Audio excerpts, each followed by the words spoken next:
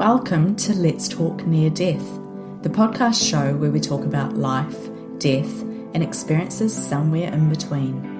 My name is Kirsty Salisbury, the host of the show, and I welcome you to join me as I talk to everyday people with not so everyday experiences. You may also wish to join the conversation on the Let's Talk Near Death Facebook page or access additional VIP content as a premium subscriber via Patreon. For just a couple of dollars a month, you can get an early access to episodes, additional bonus content, and your chance to connect with my guests. To do so, simply visit patreon.com/Kirsty Salisbury. Let's talk near death. All right. Welcome back to the Let's Talk Near Death podcast. Today I'm talking with Dr. Nicole Lindsay, who is a researcher at the School of Psychology at Massey University here in New Zealand. Nicole has spent the last 6 years investigating near-death experiences in a New Zealand context, interviewing and surveying people who have had NDEs in order to investigate how these experiences manifest and impact people's lives. She's been looking at how NDEs can change a person's attitudes, their beliefs about death, and how these experiences affect a wider society. Dr. Nicole Lindsay, welcome to the show. It's great to have you here. Hi, Kirsty. Thank you. You've been doing a lot of research. Tell us a little bit about why you've been doing the research. Where did this begin? What made you start? Okay. It's hard to find a specific starting point, but in terms of the research, it probably started because quite a few years ago, I was looking at finishing my master's off in psychology, and I had a plan to become a practicing psychologist. So I was having a look through potential supervisors and their topics, and I came across my supervisor that I did my PhD under, and she had a special interest in NDEs and spirituality and consciousness, all those things that I've always been fascinated with that I was never able to do years ago when I did my undergraduate degree. So that kind of sealed the deal for me. So I started doing my master's, and I really wanted to do a qualitative study, so interviewing people. So I started doing that, and I started interviewing people with NDEs, and I just found it so interesting and so compelling that I turned it into a PhD and kept going. So yeah, did 4 years of that instead. And now I'm still researching in NDEs, so doing some other studies there. Around, a lot of it is around the after effects of NDEs, physical and psychological, spiritual, those kind of things. Also, my interest sort of stems a bit from my experiences too, which is probably why I have a fascination in that area. So I had a probable NDE when I was just around 2, and I was very young, so I can't remember the details of it very well, but I sort of always retain this sort of knowing, I guess, the best way to explain it, of, it's quite hard to explain, but anyone that's had an NDE might get this, of a sort of different reality, I suppose, and I know that from my research, I manifested all the typical after effects of children that have NDEs. So I was quite a different child, I guess. I was highly sensitive. I was extremely curious. And I was always sort of, my mum tells me had unusual abilities, like you'd call them psychic abilities, I guess. So I would answer her questions before she'd said them out loud, and would see things in the room that other people couldn't see. And I'd talk about how to get out of my body quite a lot. And then I know I was always trying to figure out how to get into the mirror, because I could see there was another sort of dimension behind the mirror or in the mirror. So I spent quite a lot of time trying to climb into the mirror, and went around behind the mirror to see if I could get in that way. And I was fascinated by space. So I'd look outside, I'd keep my window open at night, and I'd gaze out there, and I'd feel terribly homesick and I was always trying to figure out how to get out of my body. And I've pretty much been doing that for most of my life, I guess, since then. Wow. So what type of age are we talking about when you're trying to get out of your body, or you're feeling like there's another place that you want to go? Like always, my whole... As long as you can remember? Yes. Yeah, I had this fantastic imagination, and I'd always be dressing up my little brother and telling him I was going to take him to this other dimension with me, you know, and I thought that was normal, but looking back, I'm like, oh, I suppose I was a bit odd. And that's just the consequence, I guess, of these type of experiences. And then I think when you've had one of these experiences too, you seem to become more prone to other unusual conscious experiences. So after that, I continue to have a whole lot of interesting experiences. So a bit later in life, I had in what's known as an NDE-like experience, or some people call them mystical experiences in the literature. So it's essentially the same, but I wasn't near death at the time, like I was when I was young.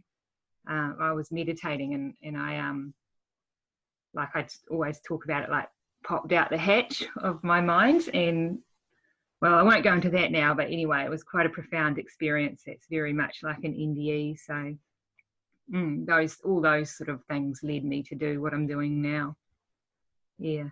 Are you happy to share what happened to you when you were 2 years old and share what you experienced back then? Well, I can't really remember the experience, but my mum tells me that she, from her perspective, I was really ill, and I had all these febrile convulsions, and I lost consciousness and went all floppy and blue and looked dead to her, and perhaps was. And so she remembers it very clearly, running down the road, and she had bare feet and she was running on gravel, screaming for someone to help her with her baby. And I guess she was running for quite a while trying to find, because she lived rurally. So she, in that process, I think by the time someone came to help her, I think she'd shaken me back to life. So I guess that was 5 or 10 minutes where I was potentially dead. So that's what I know from her perspective. And then from my perspective, all I can remember is this sort of feeling of, I don't know, just knowing how it feels to die, I guess. I can remember the exact way you come out of your body, the way you exit it, and the angle I came out, all those kind of things. That feeling of expansion and just warmth and I guess contentedness would be from a child's point of view, and coziness. And, you know, and I think there was some sort of female presence there, because I reenacted that in a lot of my childhood play activities with my little brother. Like when I was going to take him to this other dimension, I'd dress him all up, and then I'd run away and get dressed up, and he was littler than me, so I'd say you have to turn on the stone 50 times and count, and then with your eyes closed, and then I'd run off and I'd get really dressed up and quickly and put on these beautiful gowns, and I'd like try and reenact this beautiful woman or creature or whoever it was, this being. Yeah. And then it would sort of stop turning, and I would go, here I am, I'm this creature from another dimension, and I'm going to take you and do this and that. And he was like 1 or 2, so he was really into it at the time. So that kind of female presence has popped up a lot, that feeling, and that's probably the best I can tell you about it. It's just, I don't know, because it was so young, it's more of something I've carried in me as a knowing and a feeling, rather than knowing it intellectually. Like, I guess if I could tell you intellectually all about my mystical experience, how that was, but but in terms of the one when I was really young, it's more about just the sensations and the feeling and the knowings. The knowings, I guess, are the things you come away with, like sort of knowing that there's more than what we can see here, and there seems to be a purpose behind it all. I think as well, when you're that young and you just live that way, you just think that it's normal, like you said. That's what's with you. That's just how things are. So, interesting. You talked, you do a lot of research around children's near-death experiences. What are some of the things that are coming out of your research? What are you seeing? So that's an area, that's a new research topic, I guess, close to my heart, that I've just started on recently. And so far, this is what I'm seeing, is that children are quite different than adults in lots of ways, mainly because, I've interviewed people from as young as 2 till who had them when they were 2, sorry, to like a 17-year-old. That's what my cutoff point's like 2 to 18, say. So some teenagers in there as well. And the interesting thing is, because they don't really have a worldview formed, they pretty much take it how it is, you know, what they say. They don't try and interpret it through any framework or anything. And NDEs are very, very realistic and vivid experiences. So there's no way you can convince most people that they're a hallucination of sorts. So most people will tell you they're more real than real, and sometimes more real than life even, this waking reality. So their lives are pretty much shaped around that, knowing that there is this other sort of reality out there, I guess. And so one of the interesting things I'm coming across as well is that, especially for the boys, they go on to become real risk takers. They don't. Okay. So most people don't really have most NDEs don't. They lose their fear of death. Yeah, afterwards. I was just going to say, do you think that is because of lack of fear of death? But interesting that it's particularly the boys. Yeah. I mean, I need to keep going so I can see if this is a real pattern. So the girls, what I've seen, become very sensitive and don't feel like they fit in very well with other people, and feel that they have extra abilities and things like that. They can feel more than what most people can feel. The boys really push themselves to the limit, their bodily limits, because you don't have a fear of death. Like, I guess one guy described it as, because he didn't fear death, there's nothing to worry about. So he had a little bit of a troubled childhood and teenage years. So he knew that he didn't really want to die. Like in terms of, he didn't feel like he should end his life or anything, but he secretly did at the same time. So he'd push himself to the very limits of, I guess, physical limitations. Like, so he'd took up, and actually I've seen this in a few children, they take up skydiving was a good example as soon as possible. Driving the fastest road legal bike in New Zealand was another one. Joining the army and not caring, and all sorts of things like that, and just pushing themselves to their absolute physical limit, because you have just quite a different relationship with your physical body afterwards. And so that sense of limitation is gone, and that manifests as well, not just physically but psychologically, I think, in children that have NDEs. So they don't feel that they don't feel hindered by things, so they throw themselves into things 100%.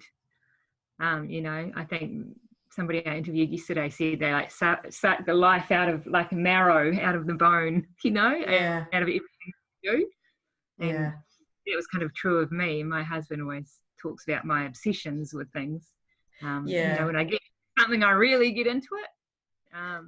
I can relate to that. I'm a little bit all or nothing. And when you're saying this relates to the boys, I'm thinking, hang on a minute, I'm a little bit like that. I will push everything to extreme. I push my body to extreme. I'm a little bit more gung-ho. So I guess my question that's going around in my head is, from your research, and you're saying it's very early days and you're not sure whether this is actually a pattern or not, when the boys are pushing their bodies and squeezing the juice out of life, do you think there's also an element that they're more sensitive under that? Yes. Yeah, I do. Interesting. Because when I'm saying that, like, the boys as well also have these sensitivities to feel that they can hear animals' thoughts, for example, or sense the energy in the room. They can do that too. I think what I'm thinking is, it's just a lot of it's societal, and you know how boys are much more allowed to be way more physically active and things like that. So it might potentially be that. But like, I'm looking forward to interviewing you to hear whether, find out I can ruin your research. So they tend to be really good at sports as well, or art, or both. So I think it's that mastery over their own body in lots of ways. So that's one interesting thing I've noticed, but there's plenty more. Are you happy to talk us through some of the after effects? You were saying that you're seeing some similarities and some patterns in the after effects that children experiences have. Yeah, for sure. So this is just generally what I've seen researched in the literature as well as what I'm seeing. So you mean in children, don't you? Not adults? Well, I'd be happy to chat either, but I know that your research is predominantly with children. So let's start with children and then we can go from there. So with the children, usually they become, here's one thing that's quite a common theme is immediately after they have the NDE, the world is never the same again. So they suddenly can't relate anymore to their peers. So their peers are off like riding BMXs or playing down the road or ogling at the girl next door and stuff like that. And they are usually off reading some complicated philosophy material or looking at Einstein's theory of relativity and just things like that just seem a bit more meaningful. And one woman said that described it as she was always chasing an NDE her whole life. So nothing seemed the same in comparison. So she actually went to the States and enrolled herself to do all those Berkeley drug trials in the 60s to try and find that place again somehow. Oh, wow. Yeah, but she never did, sadly. So she said, she's always been chasing an NDE and always looking for that again somehow replicate that. So, and she also said, so she was quite a naive, bouncy teenager and had lots of friends and was very outgoing. And then she had an NDE, and after that, she became very withdrawn, very introverted, and very seeking. So she couldn't relate anymore. Do you think that's due to the NDE? Because I know with my NDE, I had a whole physical thing that was going on. I now had a brain injury. I had physical limitations, paralysis, and different things going on in my life, which potentially, it's hard to say whether it was the NDE that would make somebody like that or whether it's the physical experience and what they're going through on a whole that makes them more reserved, feel like they don't fit in. Does your research indicate anything in that? Well, I think what you're saying is true as well. That would definitely have an impact, but there were some people who didn't have any sort of physical disabilities afterwards, and they were the same. So there's a psychological change because this sort of reality doesn't seem, I guess it seems underwhelming, which to use one of the words of it. So like school just seems meaningless all of a sudden. Oh, totally. I so relate to that. Yeah. Why are we learning all this rubbish? And why do we behave this way? Why are we all like machines? And exactly. So some of the literature says your intelligence heightens as well. So you have an increase in IQ, which is interesting. I'd like to look more into that. Yeah. Heightened sensitivities is very common. So you have very heightened sense of sound, sight. Sunlight's very difficult to look at. Smell, temperature, humidity. You're very highly attuned to any changes in the environment. And would people predominantly be more sensitive to one element, or would it be right across the board? Well, I think probably one actually, but they can do all of them, but they usually have one that they're really sensitive to from people. And this is true of adults as well, this is one of the most common physical after effects is that heightened sensitivities. So a woman I was talking to the other day, she was like, oh, mine is smell, I can smell things a mile away, and changes in humidity as well. And it was funny because both her and I were sitting at the table and having this discussion about it, and the weather changed, and we looked out the window and she goes, oh, it's going to rain. I went, yes, it is. I'm getting this sort of clammy feeling in the distance. And my mum was in the background going, how do you two know that? And then a few moments later, this big wind blew up and a big rain cloud came over. Oh, funny. Yeah. So I always like to think of them as the canary in the coal mine, the NDEs. They sort of can feel these things, I think, more so than other people. Another interesting after effect actually is increased electromagnetic sensitivity. Okay. That's really common. Can you walk us through that? Can you go into more detail? Oh yeah, so that one, and this is one I particularly have, is you seem to have a lot of static electricity coming off your body more than you used to. And so, for example, I can't open those aluminium doors that people have in their houses a lot, framing, or touch anything like that because I'm constantly getting shocks off things, or car doors. You also interfere quite a lot with electrical equipment, so draining mobile phone batteries quickly, laptop batteries, like your laptop freezing a lot, draining the memory, and computers is quite common. That's something I have trouble with, actually. Some people talk about making lights flicker when they walk in the room. Yeah, I've heard this one. I've heard the lights. There was one lady I spoke to, and she said she couldn't walk down the road at nighttime in the light because wherever she was, the lights would go out and she would constantly be in the dark. Yeah. And then the lights would go on once she'd moved away. So they were going off as she walked through and on again once she'd passed that part.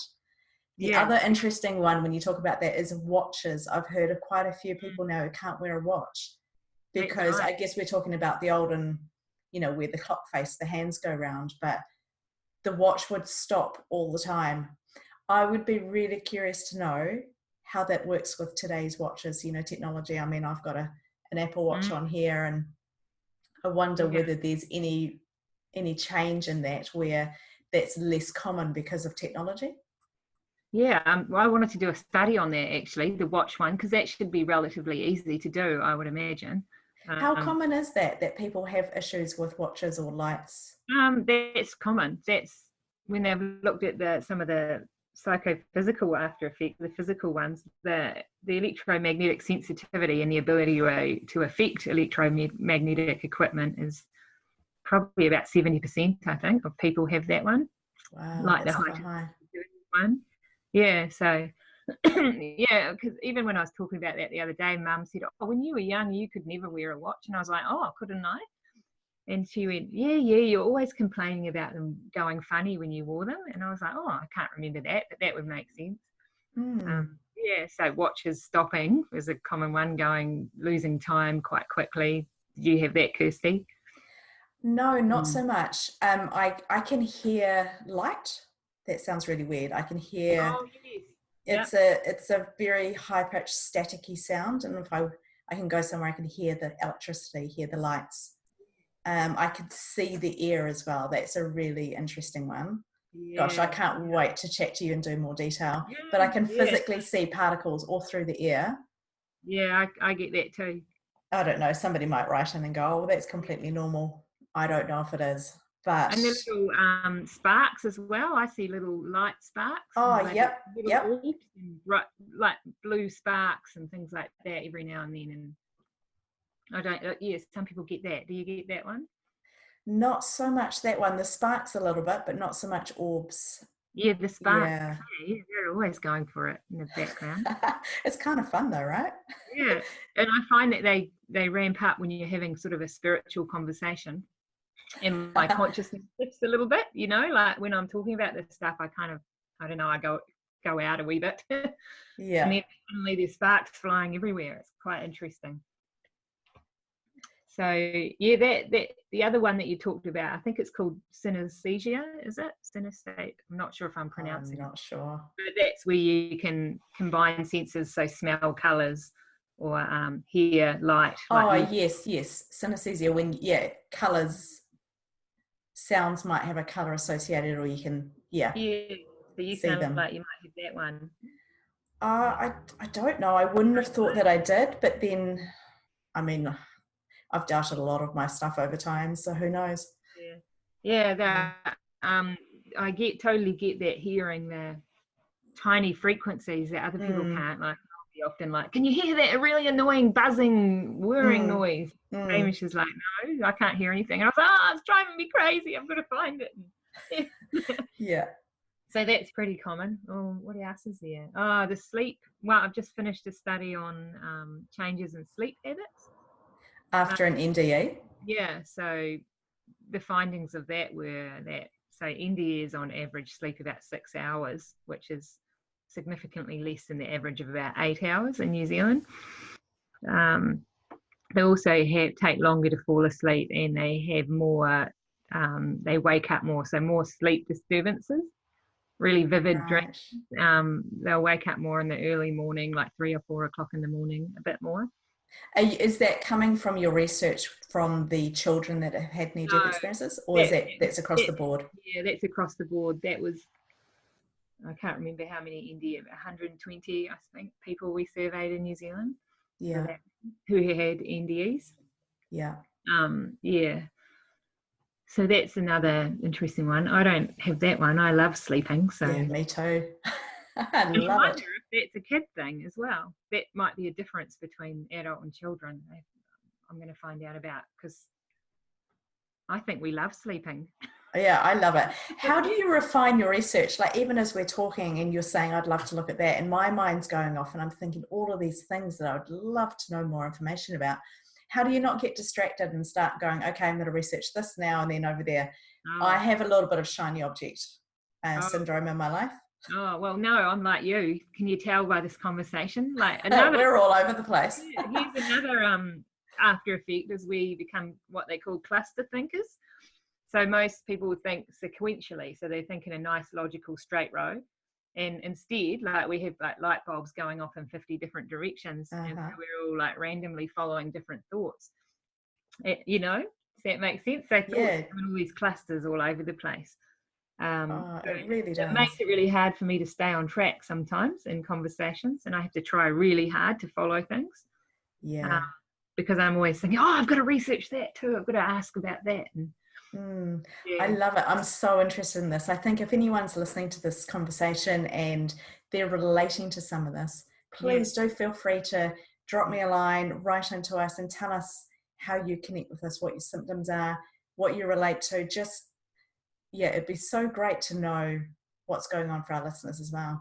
Yeah, and let me know too. Because absolutely. This sort of part of the study is where it's all coming from, if you know what I mean, these conversations, because as I go along and I interview people and then we talk, and then, more and more things start coming to light. Like recently, a couple of extra ones I've added on are the night sweats, having like these full-on night sweats where you just drench your whole bed. That seems to be quite common. And then the vertical ridges in the nails. Do you have them? I don't know. I'm just having a little look now. It looks like I do. Do you have soft nails as well? No, my nails are really hard. Actually, I've got super nails. They'll grow really strong, really long, and then they snap and they take the top layer of the finger off, and it really hurts. Yeah. But no, you're funny. Now that you mention that, I'm like, most of mine do have those ridges. Something I've never really thought about. No, neither. But it's just something you wouldn't, would you? And everybody thinks, look, that's another. Is that really specific to NDEs, or is that? I don't know yet. That's what I mean. I'm like trying to figure that out. But I've met nearly every NDE I've looked at their nails have got these vertical ridges. And I don't know how I thought of to look at that. But yeah. And maybe it's common anyway. But, that's how it all starts, really. Yeah, just curious little light bulbs go off. Yeah, like the risk-taking thing. That's just a pattern I'm noticing. And so interesting. The underwhelmingness of school. There's the after effects are very plentiful, so I could tell you about millions of those. You usually become very much a philosophical thinker as well, and very, very curious. Like an insatiable appetite, really, for knowledge in any form. I guess that's what we were talking about, the obsessions that we get. And you really you want to know everything that you can about something. And also not having that fear of death, it really makes a big difference in your life, because you don't have that sense of limitation that a lot of other people have, I think. Exactly. Do you have any idea of whether that's different between the children NDEs and the adult NDEs, that fear of death? Because I think when we're younger, maybe I've got this wrong, when we're younger, I think that maybe the fear of death is a lot less. And as we get a lot less, as we get older, we get exposed to more things, we get closer connections, we build stronger, relationships. I wonder whether the fear of death comes later in life. I have no idea. So It I'd be probably interested does, to know. but it really never arrives if you've had it as a child. But then in saying that, because when I was doing my PhD on the attitudes to death, I often said, what did you think about death before? And then how do you feel about it now? So, a lot of the children were like, well, I didn't think anything about it because I didn't even know that death was a thing, really, that it was an imminent state. But then one guy said that he had his experience of death before was his dog died, and he was absolutely devastated, and he cried for 2 weeks. Then he had NDE, and then after that his mother died, and he didn't care, not in a mean way at all. Wow. He was just like, no, that's cool, she's gone to a pet, I know where she is. And that's something else another person who had an NDE told me as well as a child, that they don't have that same reaction to other people's deaths. So when his mother died as well, he said he was at the funeral and he was saying, I could see everybody around me was upset and crying, and I didn't feel anything like that. So he was like, maybe I need to pretend to be a bit more sad so people don't think I'm weird, and so. Yeah, we can take on quite a bit of guilt, can't we, if we don't process the way that other people do. But if the fear of death is gone, we're not going to process it the same. So that's right. Yeah. So that's an interesting sort of societal reaction too, or behavioural reaction, which I remember a clinical psychologist said to me once, that's really interesting to know, because that would have quite an odd impact on people around you to see you not, potentially could get misunderstood even if you're not reacting to a loved one's death in a way that's expected. It could be seen as a little bit pathological, but it's actually not, it's just, they're just processing it in a completely different way, in probably a really healthy and good way, I would say. Hopefully. Wow. Have you seen any patterns in terms of the NDEs experiencing the presence of loved ones or people who've passed before when they're having their near-death experience? In children? Across the board. See, children, the concept of children really interests me, because I was 12 when I had my near-death experience. So I was really young. I didn't necessarily have a lot of people in my life up until that point who had passed away or had died. So we often hear these stories about, I was met by this person and that person and they'd gone before me. Yeah. For me personally, I didn't have that, but I had a really interesting experience where my father was in it and he was well and alive at the time. Yeah. Yeah. So I just wonder, I think children is it more common to have, how do I say this? Is it more common to experience people than when you're an adult, or less common since we haven't experienced much loss and death in our life at that point? Well, the sense of a presence is still there for sure. I'm just thinking now, I think all the children have mentioned that there was a presence there of some sorts, although they couldn't identify it. A few of them said there was a whole lot of, like a sea almost, of souls or a presence of people, and they couldn't make out who they were, but they just sort of had a knowing that they were there for them in some way and were supportive. One boy had five spirits, I guess you could call them, around him, or beings, and he didn't recognize them, but he just sort of felt like he knew them somehow. He recognized one person, that was his uncle who had passed away earlier. That was it. I'm just trying to think about the others. No, the others were like more indefinite. They just were a sense of a presence, a nice, warm, comforting presence too. But I have definitely heard about children seeing people who are alive and pets and things like that. It's sort of pets who are alive. Pets that have died, pets that are alive, people who are alive.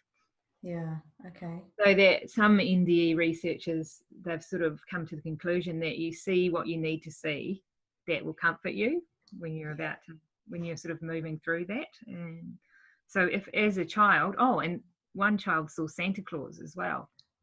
Okay, can you expand on that? Oh, that's just something I've read in the literature, but I just know Right. that Santa Claus was there, and because they were 4 or 5, that was a very comforting figure for the child to see, Mm. a figure that they trusted. Interesting as well when we start to think about religious beliefs and upbringing. Yeah. Often people see Jesus or they see Muhammad or someone who is a prominent figure in their belief system. Have you seen that in your children's research?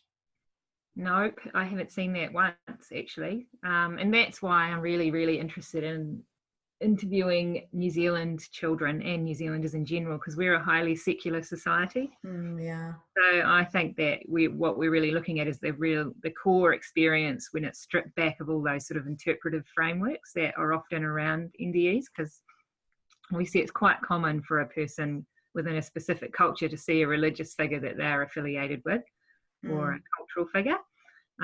What I found with New Zealand NDEs is we don't have that a lot. So we just see something, but hardly. And it's really interesting. So we don't see this religious iconography that you might hear about in the United States, like a city of light or something like that. It's more kind of just a dimension.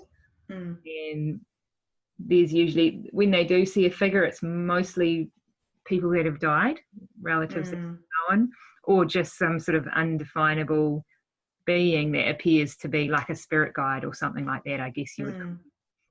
I wonder if that's because we haven't established our belief system at a younger age as children. I wonder if that would be different if the same person was to have the NDE 10 or 15 years later, whether they would experience something. Yeah, well, I think so. I do think that you have the experience, and you use, because it's so out with our normal experience, you just use whatever framework you've got to work with culturally to make sense of it. So when you have a sense of a light or a presence, your mind will make it look like Jesus or something like that, or whatever makes sense to you. So if you're a child, Santa Claus works, or a living person, or an animal, because those figures are really comforting and knowable in that world. But I guess underlying all that, I kind of think that we're essentially experiencing the same thing, but we put our own lens on to understand it. And that's why I find children's NDEs really interesting, and atheist NDEs as well. Have you had any negative experiences for the children's NDEs? No, I haven't. No, not yet. Interesting. But they do happen. Yeah, I'm sure they do. They happen across the board, I think. Yeah, they do. What about experiences? I'm not sure whether you've been able to interview any children who have tried to commit suicide, considering that you're interviewing people right up to the age of 18. Yeah. No, I haven't had anyone yet. But I know some of the kids that some of the people that had them as children considered committing suicide as a teenager because of that whole trouble with trying to adjust back into this world. That they. So you mean considered committing suicide after the NDE? After the NDE, to get back to that place, but they didn't, because they kind of have a knowing that that's not the answer either. That's an interesting thing, I think, about children who have NDEs. That differentiates them from adults. Although in saying that, I have interviewed adults as well that were very depressed after their NDE and angry, and wanted to get back there. That's definitely a question I've been asked before. Yeah. I've had people write to me say, what do you think would happen if I was to commit suicide? I feel like my life here is done. I just want to go home, as a lot of NDEs call it. I just want to go back to that place. If I was to commit suicide, we're talking quite heavy questions that come in. Yeah. What do you say? What's your answer? Gosh, it's really hard to give one particular answer, but my theory is if it was okay to go, then potentially we would have gone at the time. Like, I believe without a doubt that I am here for a purpose, that I have stuff to do. I believe it all comes back to love, and I might not necessarily understand specifics of my purpose, but I know that if it was okay for me to not be here, then I wouldn't be here. I wouldn't have made it. Yeah. So the fact that I am here means that there's some reason I'm here. So that makes me inclined to say that I would never want to commit suicide. Yeah. That's quite a heavy thing to say as well, because we never know what's going to happen. Yeah. But Yeah. I would hope that I could see this life through and know that I gave it everything I needed to give it, or I wouldn't be here. Yeah. Yeah. How about you? What's your thoughts on that? Exactly that. So, Yeah. and that's also what I hear from other NDEs as well. So they say the same, but they know that they're here for a reason. They don't necessarily know what that reason is, but they feel like if you were to commit suicide, you're almost going back to square one. Yeah, and I do think we replay. If we commit Yeah, suicide, I think that we, I mean, I don't know, but I would suspect that we do that. Yeah. So have any of your case studies, people we've interviewed, come back with very specific messages or indications of what they're meant to be doing? Mostly I would say they feel that they need to be helping somebody or something, and it's not. So I guess they come back, it's like your ego's been stripped off in a way, and you're like you're here to make the world a better place. That's why you're here. And they're very much about unconditional love too, for all living creatures, really, not just humans, the planet, everything. So that's why one thing I've noticed and have come across is that it's very, very common for people to change their career if they're an adult afterwards and go into the helping profession. I hear this all the time, people saying, well, I'm just not made out for corporates. And I've said this, I've worked in corporates, done stints in them, and I keep coming back to, I just don't fit in here. I can't do this. This is all for nothing. Yeah. But I hear all the time people say, I'm just not made out for that anymore. I've got to change. I've got to go and do something which makes an impact, makes a difference. Yeah. Helps the world in some way. Yeah. Yeah. And so I guess that's the other thing about the people we've had them as children, they tend to go straight into that kind of field as well. Have you ever had conversations with them around, we're talking about careers and jobs here, about things that they want to do when they're older? It seems to be a really typical question that you ask somebody when they're young is, what do you want to do when you grow up? Have you thought about what you want to do for a job? What's your profession? Has any of that come out? Are they interested? Because I know that I never had a clue. No. Education wasn't important to me. Yeah. I didn't have a clue what I wanted to do in life, but I knew that whatever I did, I'd throw my life at it, throw my heart into it. Yeah, I think, and we would see what happened. Yeah, I think there's a sense as well that in some level it's sort of mapped out, or you've decided it in advance as well, and that you just need to follow your heart in a way, and don't be scared of limitations that people might put on you. So do you think we have free choice? Now that's a good question. I wonder about that one too. I don't know. That's a tricky one, Kirsty. You asked me very complicated. I know. We've gone quite deep today, haven't we? I would say yes and no. I feel like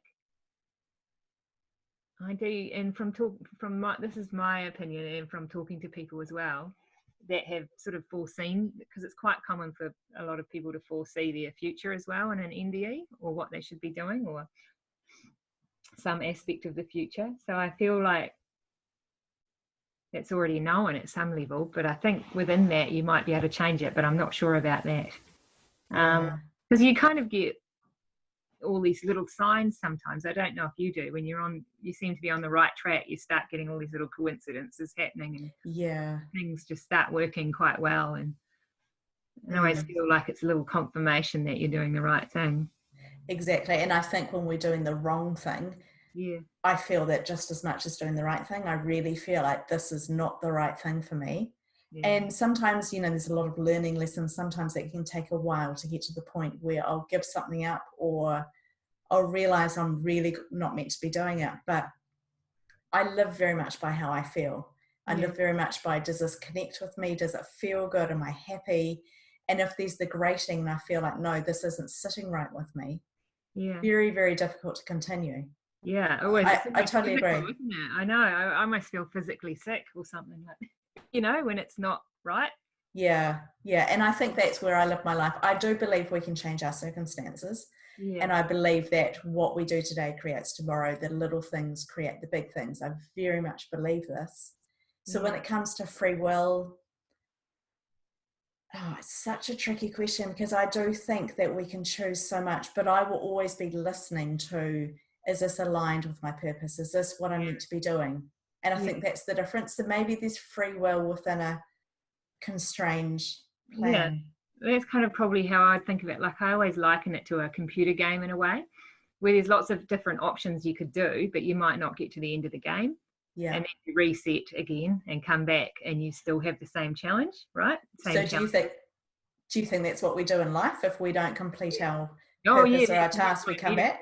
Yeah, that's my Right. metaphor. So we come here and we're given all these challenges to overcome in one way. Maybe we're born with an anxious brain, for example, and we hate public speaking. And, you know, and you avoid it at all costs. I mean, that's quite common, but that's an example.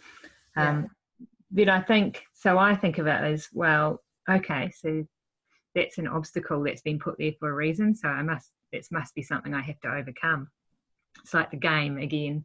And then you always feel good when you push yourself out of your comfort zone and you achieve something. Or maybe you've been given a very difficult relationship. So you look at it about, well, why has that been put in my life? What can I learn from it? And how can I grow from it? That kind of to get to the next level almost. But, so, do you pursue your fear then? You're talking about finding that thing that you're afraid of and trying to achieve it. Oh, within reason. Like, I wouldn't go and find a fear if I didn't feel it was necessary. Like, I don't think I need to go and do skydiving, for example.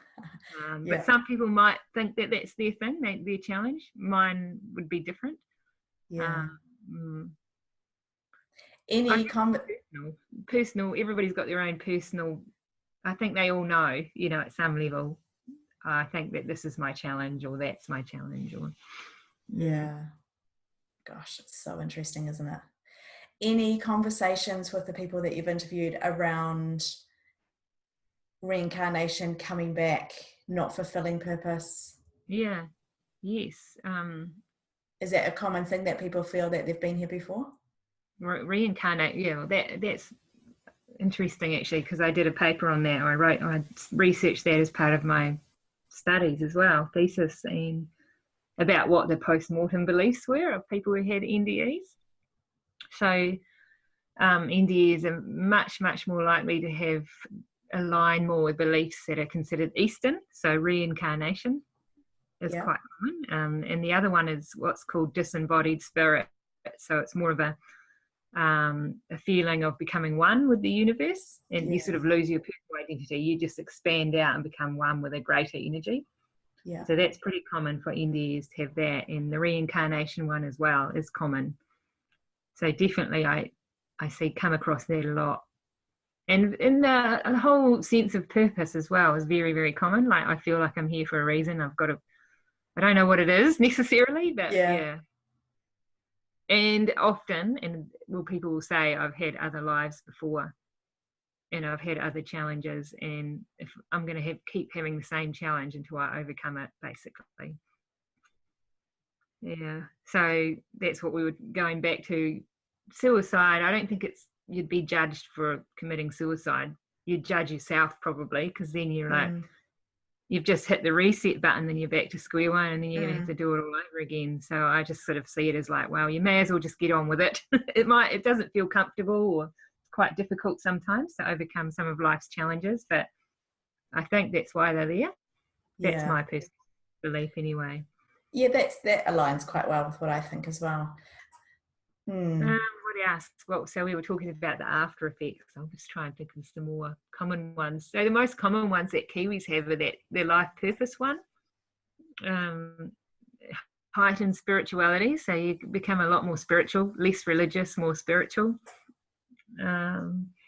Like decreased fear of death is very common. These are the most common after effects. I'd have to get my paper out and have a look at it. So then, the next bit of research I want to focus on is the physical after effects, because not that much is known about those. When you say physical, what do you mean by that? Those are the ones we were talking about earlier, like the electromagnetic changes, the heightened sensitivities, like sort of almost neurological changes, sleep changes in your sleep patterns, body temperature changes. So do you have low or high blood pressure?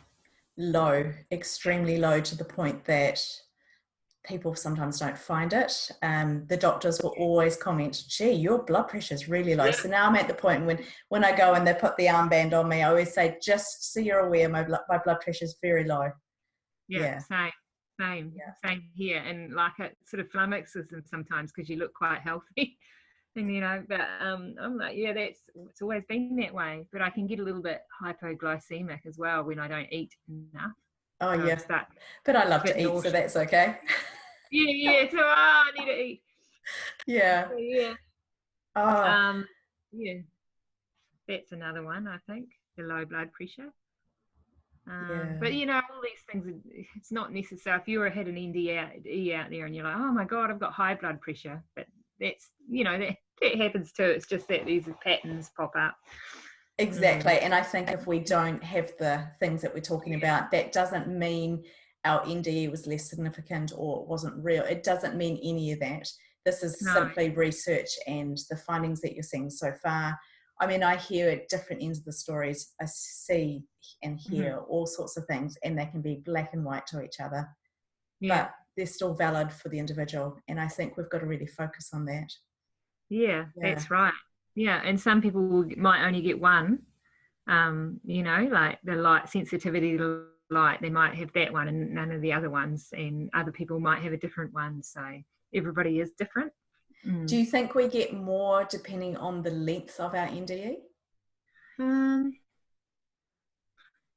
Well, when you research in the field, I don't know if you've come across it, but they use a scale called the NDE scale, and you can measure the depth of the NDE. Have you heard about that? Is that the same as the Grayson scale? Yes, same one. Yeah. Okay. So, and that's a whole lot of different features that have occurred across hundreds of NDEs. It's a very well used scale. They use it all around the world, so it's quite reliable. So they tend to find that, you have more after effects with the greater the intensity or the depth of the NDE. So not really, I don't know about the length because time isn't really a thing with NDEs, as you know yourself. There is no time when you're having an NDE, but it seems to be the more kind of features that you experience during the NDE. Like I just sort of refer to it as more intense. The more after effects you have. Yeah. So generally that you do find correlations between that. Yeah. But then in saying that, I interviewed someone who only had a fairly low score on the NDE scale, and he's got almost all of these physical changes that we're talking about. Yeah. So, I just don't, you can't really just say only people who have intense NDEs will have these changes, because it's just not true. Exactly. And what I find interesting is often people don't remember the NDE until months or years after the incident. So that's right. I wonder what that's about. I've thought, is that some kind of internal protection method? Is that coping with what's going on? Like, I'm not sure why this happens, but it's quite a common thing that I talk about. Even someone I spoke to recently, they were in the hospital and they didn't remember the NDE until they left the hospital. It was when they were leaving and they saw the blue sky and they saw the outside environment and they went, oh, I had that experience. Didn't know what it was, but I had that experience. And this can happen. I've spoken to people who it's literally years later suddenly have this remembering of what happened to them. And I think just as we come here and potentially have amnesia, and there's a lot of things that we don't remember, I think that these experiences could be hidden or protected from us for a time, for a reason. And that doesn't mean that they're less valid, doesn't mean they didn't happen. Just like if we don't have all of the scale, we don't have all the tick boxes on the scale. It just means that that's our individual experience. Yeah. Yeah. And maybe there's a reason why you're not allowed to remember it, Who knows? I'd be interested to know, though, whether that's more common for children. Well, apparently about 80% of children will remember having an NDE. So around about, I think it's 70 to 80% of children who die. How you just cut out, so we're going to need to repeat that because you just went really static.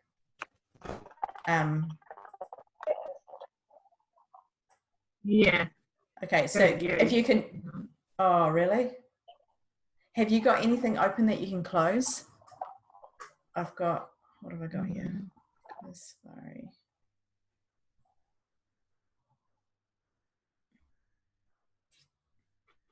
Yeah, I think that's better now. Maybe. Yeah, that was kind of random. Oh, no, it's not working. This is like those symptoms we're talking about.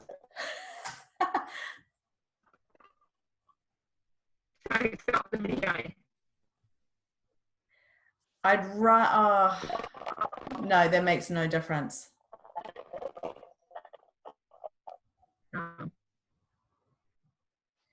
So unfortunately, due to a lot of static on the line, I've actually just lost Nicole. She was unable to respond to me. I was unable to hear what she was saying. And now she's not on the call at all. So I just want to thank you, Nicole, when you watch the replay of this, for coming on and talking to us and hosting this amazing conversation that we're having. We also have a Patreon group. If you want to get more and you want to submit questions that we can answer on these types of interviews, I'd love to get Nicole back onto this, have another discussion with her. We'll probably get her onto a Facebook Live. If you want to be a part of that, you can do by visiting Patreon/Kirsty Salisbury.